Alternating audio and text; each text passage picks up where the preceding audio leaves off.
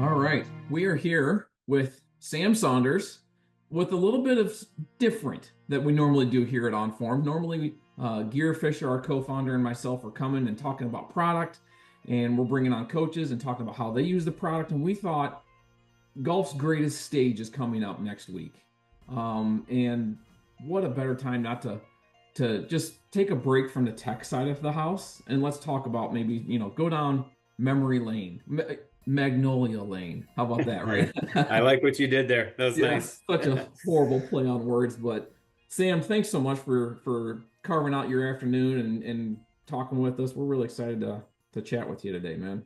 Yeah, absolutely. And like you said, there's nothing, sometimes you just gotta talk about golf. Talk about one of them, this isn't one of your favorite weeks, Masters week to spectate, to watch golf. If it doesn't get you excited to get out there and Right. practice a little bit, then you're not really a golfer. You gotta love this week. It's true. And for those of us who are stuck behind a screen, if you don't have your television on the amen corner and your computer Yep. on this one and your laptop on that one, that's the way we kind of get through it. But I thought it'd be And fun for speaking of great apps, by the way, obviously OnForm is the greatest, but the Masters app is the oh, most useful app ever the week next week. So a hundred it, percent.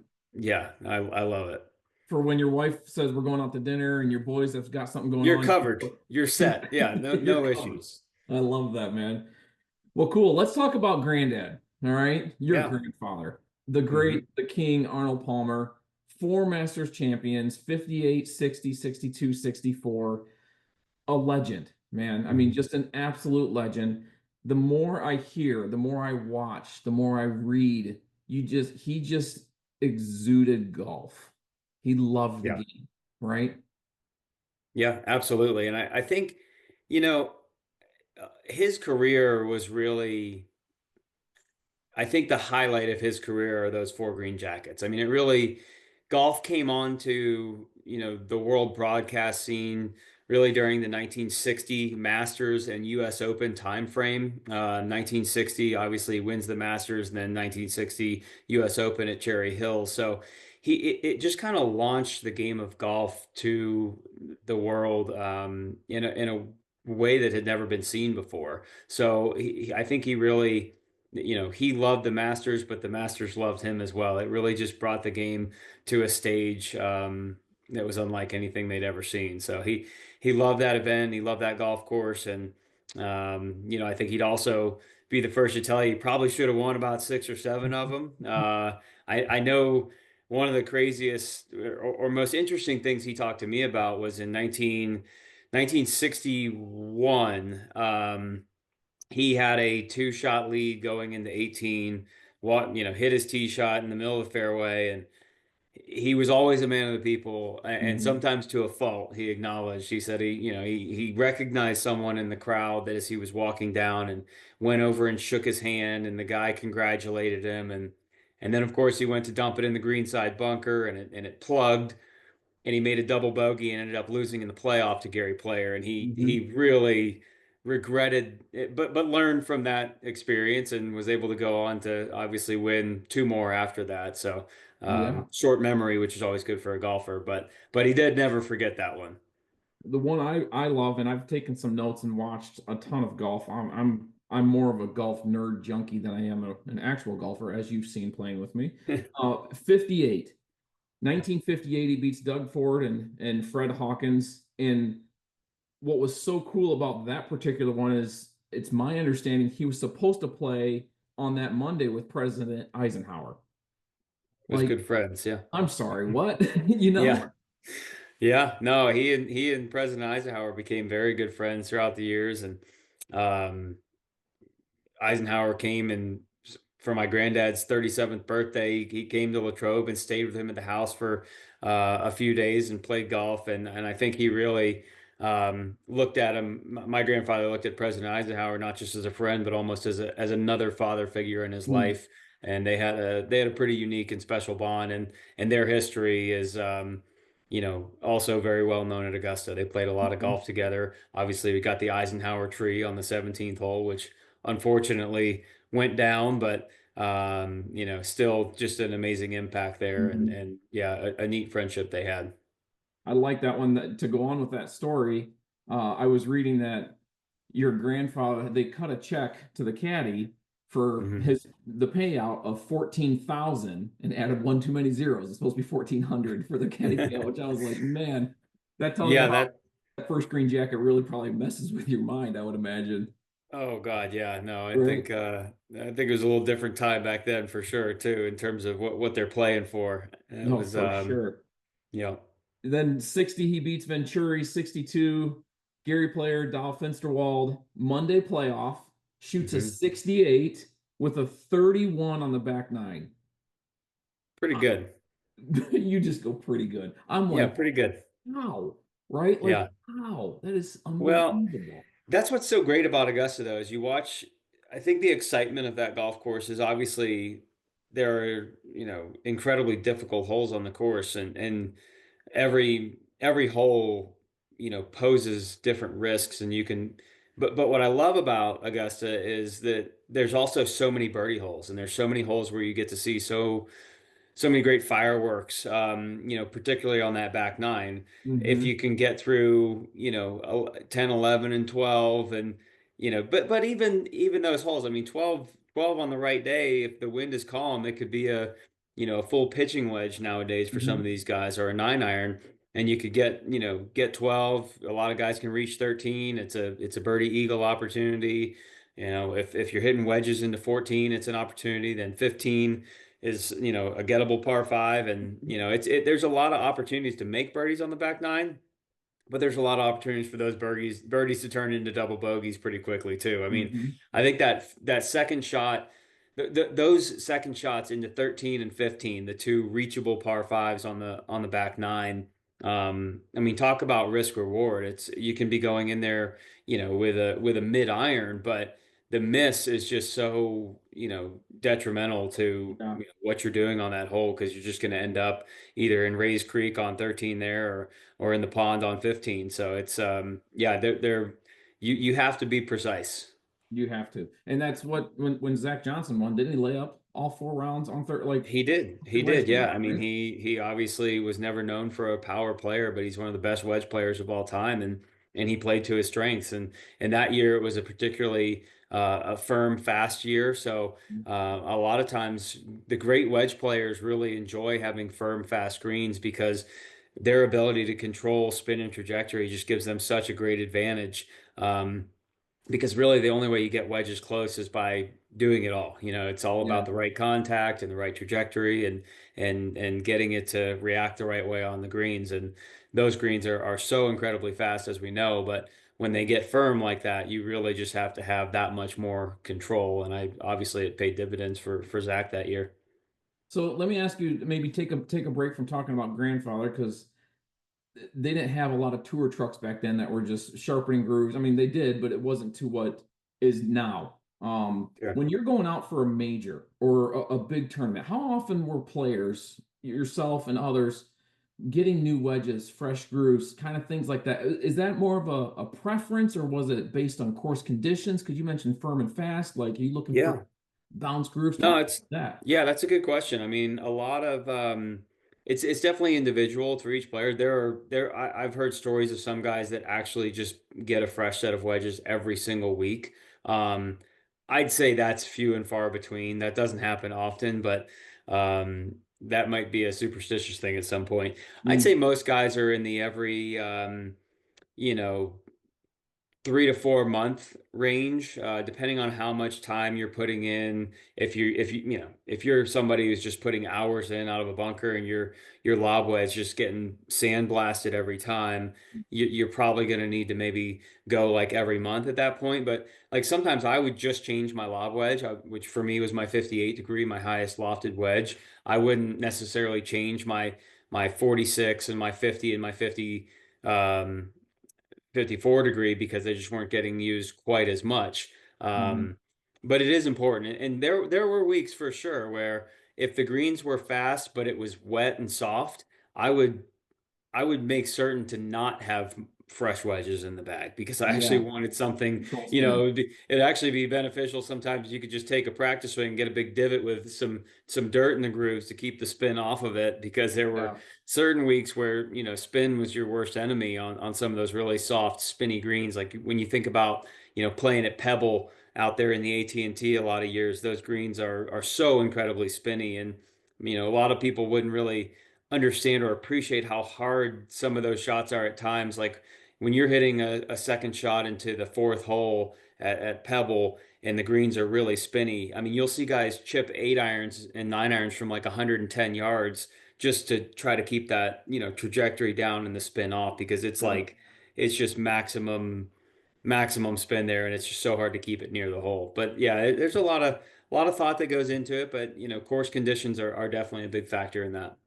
I mean, I've been watching the radar. I've been watching the weather for the upcoming week, and it's looking awesome. I mean, I Yeah, live down here in wet Greenville. Monday and then Yeah. like that crisp, perfect, probably Hmm. going to get that sunshine and that breeze. So I'd imagine it'll firm up nicely through the week and be very slick, is Yeah, is the best way you can put it on the weekend. man. Yeah, And I can only imagine after your grandfather winning 4 green jackets that he understands the golf course pretty well. I mean, sure. he was around it, he understood it, he knew where to go off of certain tees, to go at it, to go at certain greens, to lay off some greens, and you've been privileged to be inside the ropes with him multiple Hmm. times across his career, but specifically at Augusta, you've been privileged to, be step for step with your grandfather. And I believe that was in 2004 was Yeah. when it was his 50th. Do I have that right? His 50th time playing 50th, yeah, and 50th last and final. Yeah, and that was final. his last Masters, yeah. So talk Which to us is about putting on the bib. yeah, no, I mean it was crazy. I wish I could remember every detail better. I remember it like yesterday, and I remember moments of it, but it was such a big scene and such an overwhelming scene for a 17-year-old kid to be a part of. But I was, you know, I was a good player and I was a big, strong kid, so he certainly did not take it easy on me. Yeah. I think people would be interested to know that I ate, you know, I the only perk that I got was that I got to ride in with him. But when I got out of the car, he went into the clubhouse and I went to you know, the caddy quarters and I ate food with the caddy quarters. I got dressed there. I had no interaction outside of just getting dropped off in the parking lot and say, you know, my granddad would tell me when he wanted me to be on the range and I would be there. So that was it. And you know, but really just such an amazing experience and he wanted to toughen me up a little bit too. So I think Hmm. you know, I think our practice rounds, the bag may have been a little heavier than it needed to be.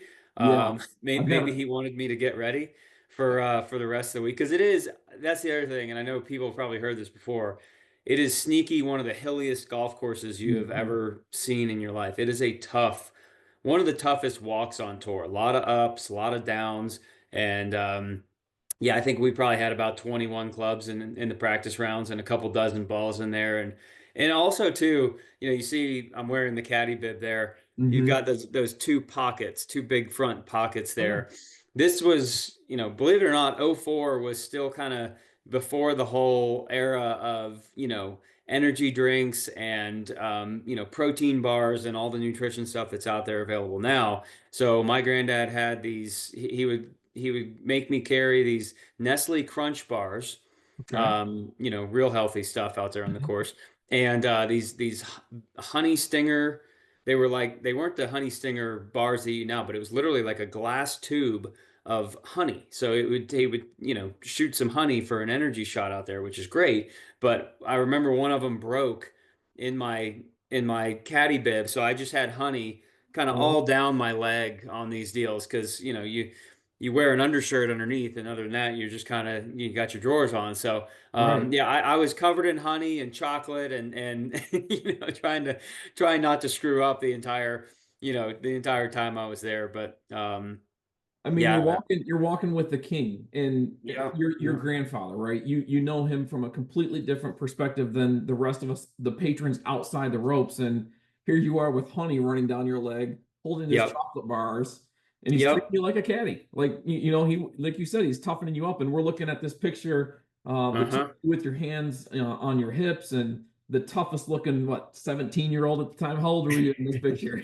Yeah, I was 17. I could hold my own. I was a big strong kid, but yeah, Yeah. I think I was just trying, like I said, trying not to screw up too badly there. But I did have the advantage of, knowing I knew the game of golf really well, but it's Hmm. funny now having played all the years that I played professionally, just thinking about how the other caddies interacted with me and what that was probably like. Because even if someone who's a really, really good golfer, there are a lot of subtle nuances that come with caddying in a PGA Tour event, especially the Masters, that a lot of people just wouldn't really know about. But I'd like to think I did a pretty fair job. Hmm. Nothing to write home about, but I didn't make any major mistakes out there. You didn't embarrass the family, is what you didn't do. You didn't Yeah, have I will tell you one story where my granddad did enjoy, abusing me a little for his own,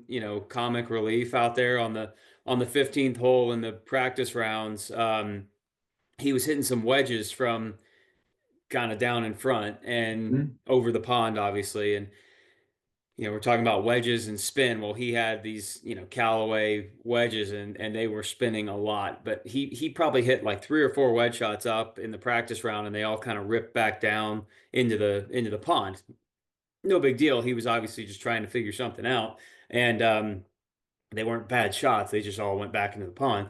And we get up onto the green. I hand him the putter, and he looks at me and says, "What are you doing?" I said, "I handed you the putter." And he said, "Well, you go get those golf balls." I'm thinking, well, we got another 20 in the bag. I don't know why Yeah. you need those three that you just ripped into the water back there. But so I went down there with a wedge, and I'm, on a very steep slope in these, white tennis shoes you see, and I was having to kind of bounce and flick the balls up to myself. So, you're doing and the first Hmm. one, I nailed it. I flipped it up, bounced it right in my hand. Well, the crowd was watching me. I didn't know. And they all started cheering and applauding. And I'm like, oh, well, this is great. Well, the next one, I kind of bounced a couple times and dropped it and they all start booing me. And then I get nervous and it's just a whole, it's a whole scene. And I look back up on the green and my granddad's just up with the guys he's playing with, just watching me and laughing. They were getting the chuckle out of him, just He, abusing me, like I said. he he was absolutely having the best time at your expense, wasn't he? 100%. And I would have done the exact same thing if I was in his shoes. I would Oh do the same man. thing to my kids today. Yep. Yeah. Well, even though I mean he played in a ton of masters, and it's to my knowledge that he was the first professional to receive an Augusta National membership. Is that correct? Do I have that right? That is, yeah. He was the first, either current or former player Yeah, to become a member of Augusta National. So and I think that was a pretty big honor for him as absolutely. well. He, like I said, that place meant a lot to him, and I think he means a lot to them as well, Oh, which is there's no great. doubt. There's no doubt. And what I love, having been friends with you and hearing these stories in the car driving and playing golf, has been he didn't spoil you. Granted, No. could have said, "Come on, let's go. We're going to play another weekend at Augusta." Like he could have done that. And having talked with you, it sounds like you've been blessed enough to play 2, 3 rounds at Augusta, which for the local Yeah. guy, one round is Yeah. call it, I'm done. But Nobody deserves to play there anytime unless you're playing in the Masters, as far as I'm correct. concerned, I But mean, tell us no, about the first time. Tell us about the first round with you and your dad and grandpa. yeah, so that was so special for me. I mean, probably one of the most meaningful days of golf I could have ever played in my life, to get to go play Augusta National with my father and my grandfather was just incredible. So we Mm. played 18 holes. So we played the par three course, and I remember it being pretty cold, pretty rainy, uh, it wasn't none of the azaleas were in bloom or any of that, and it just could not have been a more amazing Wow. experience for me. I absolutely loved it. I remember being incredibly humbled by those greens. I was a good player even at 15, but I'd never putted on greens like that with, with that speed and that amount of subtle undulation, growing up in Florida, Hmm. Bermuda grass and not a lot of slope on greens. So it was just a totally different experience. And obviously one that I'd remember forever because I was with my dad and my granddad. I mean, my two Yeah. biggest male role models in the game of golf in my life. So that was so special. And then the other time I got to play because of my grandfather was in when I was 17. And I got to play with my grandfather, Mr. Nicholas, and his youngest son, Michael Nicholas. So, and we had a head-to-head match. So, I mean, that day is was pretty cool because we flew up together, and my granddad was very quiet about my golf game, and I was pretty good at that time, I'll be honest. When I Hmm. was 17, I hit the ball.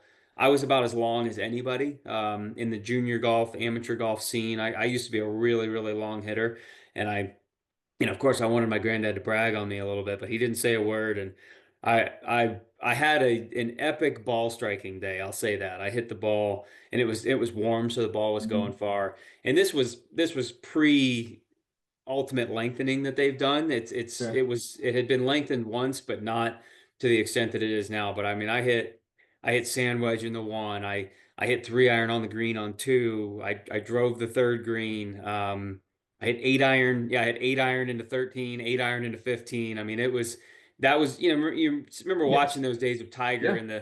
in the late 90s and Yeah. hitting pitching wedge into 11 type of deal. That I kind of had one of those days, and it was a pretty fun experience, and we did win that match, by the way. We closed them out on 15, so it was No. pretty fun, and I know my granddad enjoyed that a lot because I played Um, nicely. So it I was, was gonna say when you've got the King and the Golden Bear, yeah. two of golf's icons, the Hmm. greatest, in a Yeah. friendly match, right? Son and Hmm. grandson. Let's just go play. Your granddad was like, I'm gonna get him one more time. I'm gonna needle him one more and bring the Yeah. ringer. Yeah. Sam That Saunders, the was ringer out. that was a fun day, and I have to give incredible kudos to Mr. Nicholas as well because you talk about another legend of the game. Hmm. He wrote me a really nice letter after that day, and just said he enjoyed playing with me, and I had that letter framed, and then I won the Florida High School State Championship later that next year, 2000. I guess I won in 2004 and or five, and after I won my state championship, he sent me, and I hadn't seen him. It had been almost a year or more since we played together, and he wrote me an incredibly nice letter congratulating me on my win. So that the fact that he followed up and even was paying attention to what I was doing meant a lot to me. So yeah, that was a special day. Those are legends of the game, right? Yeah, They've no set doubt. a course that Hmm. I think anyone would aspire to continue to carry on that torch. I mean, and no matter what you do in life, whether it's golf Yep. or just work or whatever, like the way that they treated people is is unbelievable, and how they cared about people in the littlest things. I mean, Jack Yeah. Nicklaus, why did he care Yeah. about Right. you in high school, Writing right? a high Like school kid a letter. Yeah. No, it was pretty neat. Yeah. pretty meaningful. And so talk to us maybe as we wrap this up. Talk to us a little bit about your experience. We showed a couple of pictures of you caddying for Grandpa. The par three, you got to Hmm. play with yet another modern legend, Hmm. Well, right? I caddied. Yeah, I Caddy, got the sorry, cat. caddy Yeah, for so yes, yes. so I was caddying for my granddad that year in 2004, and during the par three tournament, we played with it was Marco Mira and Tiger Woods. Obviously, everyone knows they were buddies, but for me, being a really good junior golfer, I mean, Tiger was my hero at that point outside of my granddad, and I was so nervous just being around him, and I remember just being so bummed I didn't really meet him on because it's such a big scene. There's just so many people around, and I didn't really get to meet him on the first tee, and I was kind of mad at my granddad. I was like, "You didn't introduce me to Tiger? I mean, come on!" Like, but I think on about the fourth hole, I introduced myself, and he said, "Yeah, I know who you are. Good to see you, Sam." And I was like, "Oh, he knew who I was." Um, so anyway, it was a cool experience, and then the highlight of it was on the ninth hole. Tiger made a hole in one, which I think is his only hole in one at On both Augusta sides. ever, whether Yeah. par three tournament or the regular.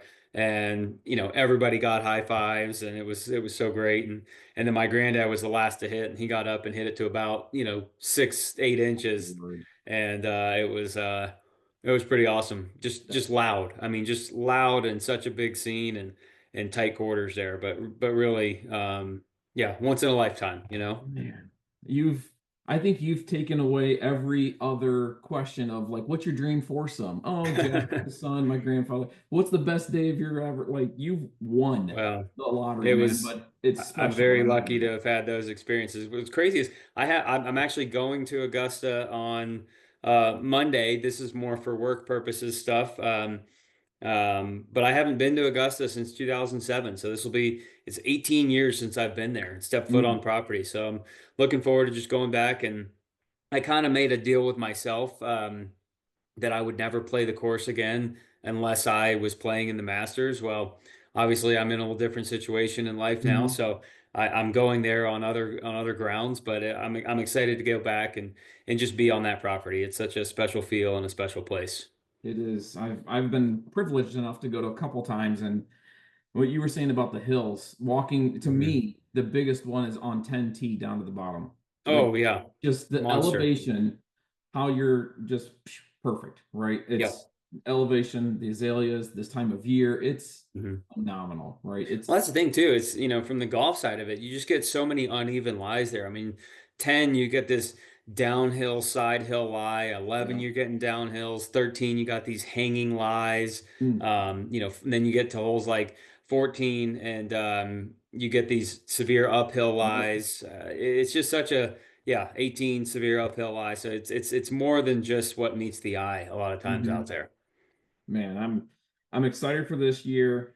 I loved spending time with you at API and Yeah. and getting to see a bunch of players and spending a bunch of time with your mom and dad. And it was just a fantastic week that we were able to spend with you. There's a guy in the field this week that I know is a little bit special to the Saunders family that had the invite, Rafa Campos. Yeah. I Yeah. think it's so Absolutely. cool, his story. Maybe share a little bit about Rafa. Yeah, Rafa's an incredible guy, truly a steward of the game. He's not your household name, but he is absolute class. He's not Mhm. just amongst the fans and the people that interact with him out there, but amongst his peers. And I think there's really nothing that you can say more than if there's that one guy that everyone loves and you really can't say anything bad about him, that's Rafael Campos. And he's 36 years old, true journeyman professional, and has been through all levels of professional golf. So I know just for him to be able to be playing in his first Masters is an absolute dream come true, with his win in the fall in Bermuda. So it's he's going to be 100% on my favorites list, and Oh, it would be absolutely. great to see him just have an incredible week there and just a great experience. But a great example of someone who's just doing it right and growing the game of golf. I love that. And I mean, this is always fun for me. I love talking through, this every time we're together, you're always telling a new story, over dinner, or Hmm. whatever we're getting to do. And you made a comment at your grandfather's funeral that has resonated with me, other than calling him Dumpy, which I love. Yep. It was talk less, listen more. And Hmm. that has resonated with me really, really well. Just to hear and exude what you have been able to learn firsthand from your grandfather and those amongst the game. It's just been a really, really cool time for us to connect with you. Thank you so much for being part of the Onform family. We Oh, love thank you. having you on. It's been a really fun journey. No, it's an honor. It's an honor. I appreciate that. And all I'll say about that quote and that statement is every year I get older, the more and more relevant that applies to my life and the world that we live in sometimes. It's Doesn't just it? you learn a lot by listening to what other people have to say. So You're yeah. you're Well, right, and we appreciate thank you you, Nate. spending some time, man. Thanks for wearing the caddy hat Yeah, from this is Newport. the hat. This, yeah, I mean, It's I so I'm cool. bringing back the Sandlot Smalls hat here, but this is the actual hat. I mean, it's sweat stains and all. I'm gonna have to go wash my hair after this, but yeah, this was the It's hat so from, cool. gosh, I hate to say this, 21 years ago now from Oof. when I caddied there. That's If pretty you're crazy. If you're old, I'm ancient, buddy. Man, that's cool. Dude, thank you. Genuinely Yeah, from my bottom of my heart. Thank you so much for carving out some time, talking, telling some stories. We really appreciate you. you bet. Thank you so much. See you, Always buddy. a pleasure, Nate. See you.